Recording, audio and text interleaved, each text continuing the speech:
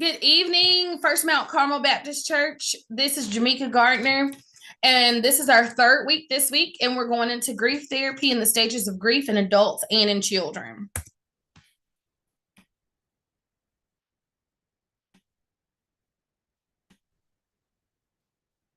And our agenda lets us know that grief in adults comes first, children, and then bereavement therapy and grief therapy. And the grieving process is intertwined between the children and adults, but I may specify what is a part of the children's therapy and what's a part of the adults. Grief is the response to loss, particularly to the loss of someone or some living thing that has died, to which a bond or an affection was formed or created.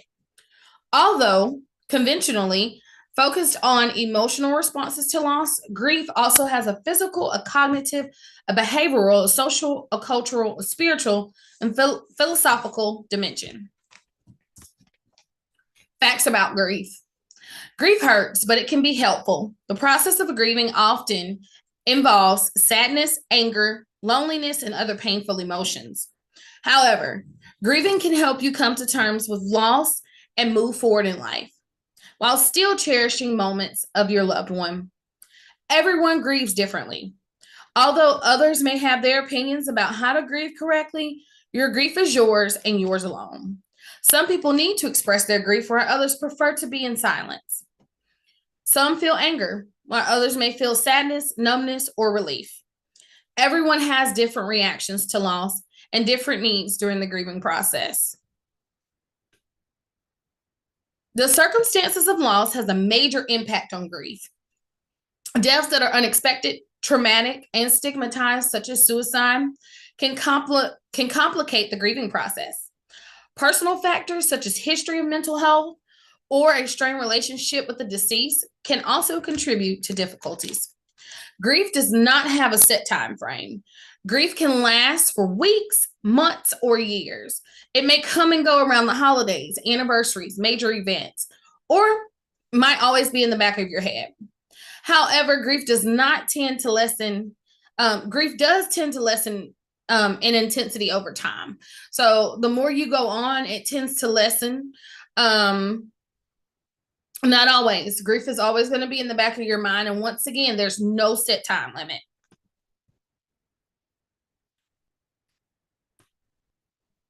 Not everyone experiences significant distress. About 1 in 3 people respond to loss with resilience or relief. Feeling this way does not mean that you don't care or that you love the person any less, nor does it mean that your grief is unfinished or that you have a problem. Moving on doesn't mean forgetting. You can continue to live your life, have new experiences, and form new relationships while continuing to love that person you lost. The goal of grieving is not to forget, but rather to figure out how you would like to remember while moving on. The types of loss matters. The ability to heal can also depend on if the loss was anticipated or sudden.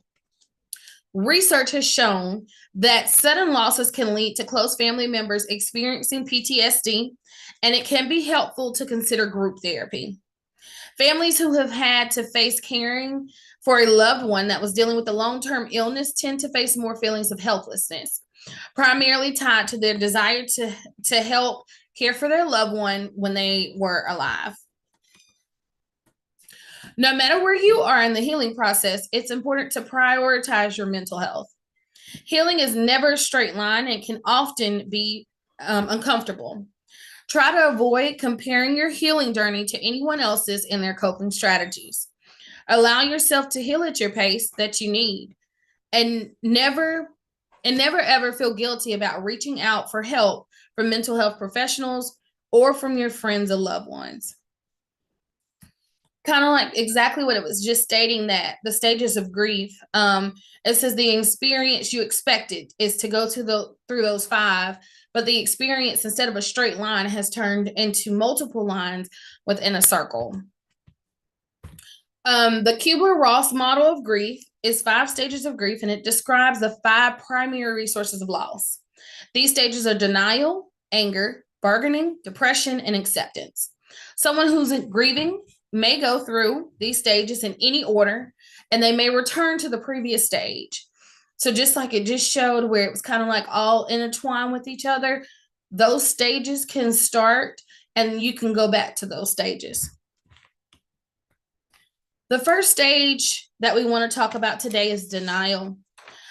This can't be happening. Are you serious? Individuals may refuse to accept the fact that a loss has occurred. They may minimize or outright deny the situation. It is suggested that loved ones and professionals be forward and honest about losses to not prolong the denial stages. So with the denial of children and how we would talk to children about the stages, the denial process would say you have a hard time accepting this person is gone. You don't want to believe that this person is gone. Anger. Why is this happening to me? God, why did this happen now? When an individual realizes that a loss has occurred, they may become angry at themselves or others. They may argue that the situation is unfair and try to place blame. So with kids, you're now feeling angry because you lost this person. You may feel angry towards others too. Bargaining. I will do anything to change this. God bless. What do you want from me? In bargaining, the individual may try to change or delay their loss. For example, they may try to convince a partner to return after a breakup or search for unlikely cures in the case of terminal illness. So with the kids, we would go, you want this person back, and wonder if there's anything you could have done differently to change the outcome. Depression. What's the point of going on after this loss? I have no one or nothing to live for. At this stage of depression, the individual has come to recognize that a loss has occurred or will occur. The individual may isolate themselves and spend time crying and grieving. Depression is a precursor to acceptance because the individual has come to recognize their loss. And so with children, you feel very sad because this person is gone, would be another way of explaining it to them. Last but not least, acceptance. It's going to be okay. Death is expected. I will see them again. Finally, the individual will come to accept their loss. They understand the situation logically, and they have come to terms emotionally with the situation. So with the kids, you know that this person is gone and never coming back. You understand and move forward in life. How to cope in immediate aftermath of loss. Let go of preconceived stages of grief. So even though we have those 5 stages, don't focus in on those 5 stages from the beginning. Once a loss has occurred, show yourself some patience and compassion. Allow a range of emotions. Take time to process every feeling. And when it says allow a range of emotions, any emotion is fine as long as you're not harming yourself or someone else. Healing takes time. And in this article, because a lot of this information came from an article, Dr. Anderson describes the fairly common experience of someone dealing with a loss. They receive an overflow of love and support in the immediate aftermath of a loss, then experience feelings of isolation as everyone tends to go back to normal, which we've talked about this a lot in general, but also in grief therapy. People need you all the time afterwards, not just the few couple of weeks or the few couple of months, checking on someone briefly each month or every couple of weeks. It can help without them feeling a loss or feeling isolated. While it's easy to fall into feeling like you need to move on, it's okay to take time to grieve. Mostly a lot of people feel like, okay, well, I've grieved long enough of grieving. It doesn't have a time limit. Once again, it takes time to process all the feelings that accompany loss, and people should feel comfortable taking as much time as needed. How to cope after time has passed. So after time has passed and you know that it's not immediately afterwards, you embrace memories. You embrace the good times, the bad times, just all the times that you have with that person. Don't bury your feelings. When those feelings come up, talk to your family members, especially parents. Talk to your children. If you lost a spouse or If you lost a child, gather everyone and talk about those feelings. Don't bury your feelings, or try to be strong for the next person. And it says, remember that negative memories are normal. Just because you have negative memories about the situation or how it occurred and that person being lost or dying, doesn't mean that those memories shouldn't be there. Those memories are okay, because you're trying to come with acceptance of what's going on.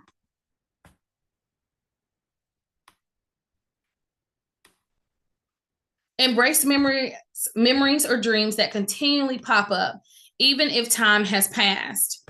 By this, Dr. Anderson means that the mind is trying to keep the memory of that person alive and well. So while this may feel like you can't move past something, it could be that your mind is trying to hold on to memories that brought you joy.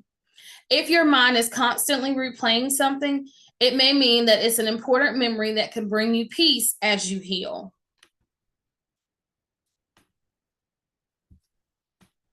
Focus on what they are feeling in the present moment.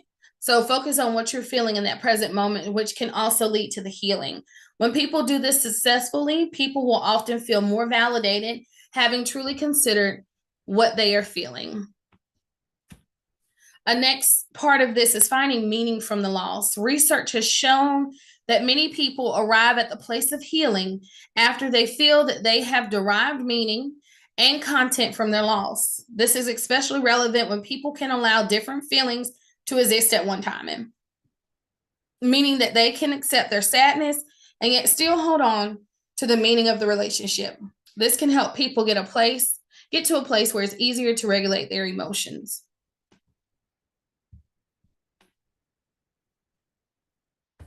It can be especially hard to cope with the loss of a loved one if you feel like you never made peace with them over something personal. It's also common for people to keep replaying everything that they could have done to provide them with a better mental, emotional, or physical support. Negative memories or feelings of guilt are also a normal part of the grieving process. So this is when we come in and we help you validate your feelings and emotions in that vulnerable state of mind. And we make known, hey, these are your feelings. It's okay to validate those. It's okay to be vulnerable in these moments, when negative memories come up. Can you ever really move on from the loss of a loved one? While finding meaning after loss is often mentioned, it can be hard to know exactly what they mean. Choosing to define meaning as the ability to make sense of the event itself and find a benefit in the experience. So, a little bit about grief in children. Be open to discussion. Blunt conversations about death may seem taboo, but they don't have to be. Bringing up the topic of death and allowing kids to do the same gives them permission to ask questions and express their feelings. However, don't force the conversation if they're not ready. Teach children about death. Many kids do not understand that death is permanent. They might wonder how the deceased will eat or drink or feel pain, or if they feel pain. Explain that when a person dies, their body stops working and that they no longer can do these things. Children might need many reminders, that the person will not return. Avoid using euphemisms for death.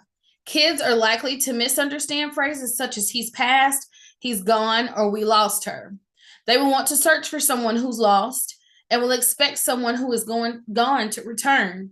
Instead, state clearly that someone has died. So remember, euphemisms, definitely try to keep those away from kids, stating he's passed or he's gone or she's passed, or telling them that they're gone to heaven, especially if you have some kids who don't know about heaven. And so then you would have to explain to them, religiously, we have to ask those questions too. So of course, if you are spiritual, hey, we have a heaven and a hell, and you tell your child, hey, that child has gone on to heaven. So that's okay as well. It's just when we're doing children who parents may not be faith-based or spiritual-based or religious-based, we have to go off of exactly what to say versus giving them the outlook of heaven. Give accurate information about how a person died. Explain what happened very simply while omitting details that are frightening and traumatic.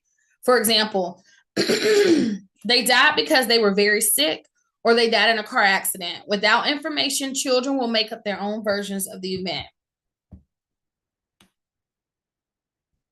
Make it clear that kids are not at fault. Children may believe something that they said or did caused the person to die. Reinforce that fact that thoughts, words, and misbehaviors do not kill people. Reassure children that they are safe. After a death, particularly the death of a caregiver, many kids become concerned about their own and their family's safety.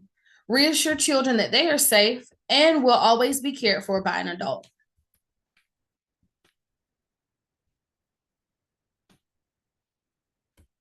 This part of this section is called Caring for Children After a Death. Give choices. When a death creates chaos, having choices can restore a child's sense of control.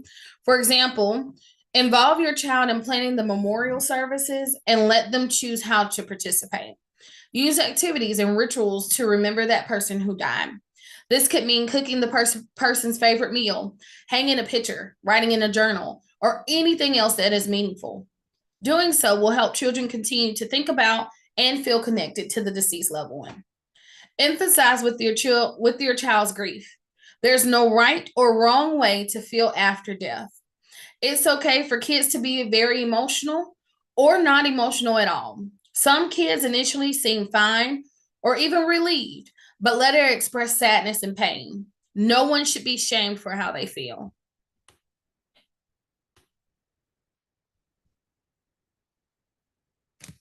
Maintain normalcy wherever possible. Children thrive on structure and predictability. However, losing a loved one can throw life into a disarray. Strive to keep regular routines such as meal times, bedtimes, and daily activities. Practice self-care. Your own ability to cope after death will affect your child's ability to cope. Care for your mental health and your physical health by using social supports, getting exercise, and maintaining healthy eating and sleeping habits. Keep your emotions under control.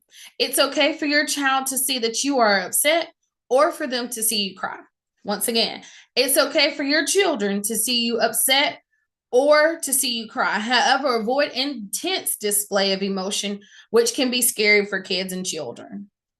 Take any mention of suicide seriously. Just as an adult, children may have powerful emotions, reactions to death of a loved one. It is appropriate to seek professional help when the child expresses suicidality or struggles to cope with their grief. This is especially important because when we're at school, each county has their own protocol with a crisis plan. I have a crisis plan as well that we give children. We also have a crisis assessment when they state anything from I don't want to be on this earth to I don't like being here, I want to harm myself, or I want to kill myself. We have a long procedure to go through when kids do this. And so we definitely try to definitely hear your kids out if they say anything of that nature. And what is bereavement therapy? Bereavement therapy is also known as grief counseling, which refers to therapy offered to those who have suffered the loss of a loved one and who are going through the grieving process. The process of grieving can involve a host of different emotions, including sadness, anger, guilt, and regret. It can be helpful to have a professional there with you while you go through these stages or this process. A bereavement therapist can help with things like adapting to life without your loved one, working through guilt and about things you wish you had done differently, and sharing feelings that are otherwise might not have anyone with whom to share.